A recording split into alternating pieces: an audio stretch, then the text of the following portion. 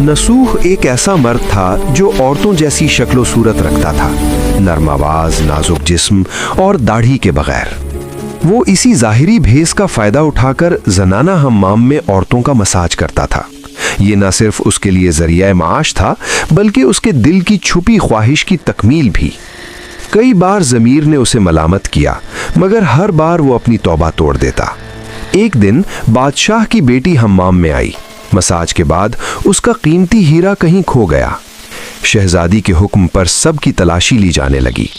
नसूह बदनामी और शर्मिंदगी के खौफ से एक कोने में छुप गया। जब उसने देखा कि कनीज़ें उसे ढूंढ रही हैं, नसूह ने रोते हुए सच्चे दिल से खुदा से तौबा की और दुआ मांगी, ऐ अल्लाह, मैं वादा करता हूँ कि आज के बाद कभी ये गुनाह नहीं करूँगा, मेरी लाज रख ले। उसकी दुआ अभी ख़त्म भी नहीं हुई थी कि बाहर से आवाज़ आई, नसूह को छोड़ दो, हीरा मिल गया है। नसूह की आंखों में आंसू थे और दिल में इत्मीनान। उसने शहजादी से रुखसत ली और घर आ गया।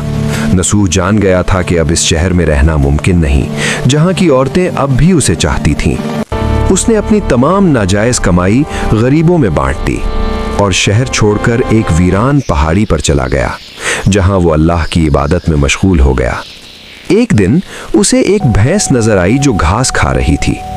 नसूह ने सोचा ये किसी चरवाहे की होगी और जब तक इसका मालिक ना आए वो इसकी देखभाल करेगा। कुछ दिन बाद एक तिजारती काफिला रास्ता भूलकर वहां पहुंचा। प्यास से निढाल नसूह ने अपनी भैंस का दूध पिलाया और सबको सैराब किया। नसूह के अच्छे अखलाक से मुतासिर होकर काफिले वालों ने जाते वक्त उसे बहुत सा माल बतौर तोहफा दिया।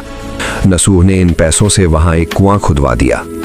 आहिस्ता आहिस्ता कुएं के इर्द गिर्द लोग बसने लगे और इमारतें बनने लगीं। नसूह की नेकियों की वजह से सब उसकी इज्जत करने लगे।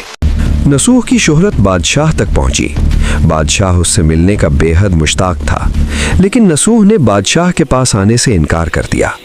बादशाह खुद नसूह के पास आया और जब वो बस्ती में दाखिल हुआ, उसकी रूह कब्ज हो गई। सबने नसूह को बादशाह के तख्त पर बिठा दिया। नसूह ने इंसाफ का निज़ाम कायम किया और वही शहजादी से शादी कर ली जिसके गौहर की वजह से उसे हिदायत मिली थी। एक दिन एक शख्स दरबार में आया और अपनी गुमशुदा भैंस का जिक्र किया। नसूह ने मुस्कुराते हुए कहा, तुम्हारी भैंस मेरे पास है और आज जो कुछ मेरे पास है वो सब उसी की वजह से है। वो शख्स मुस्कुरा कर कहने लगा, ऐ नसूह, जान लो, ना मैं इंसान हूँ और ना वो भैंस। हम दो फरिश्ते थे जो तुम्हारा इम्तिहान लेने आए थे।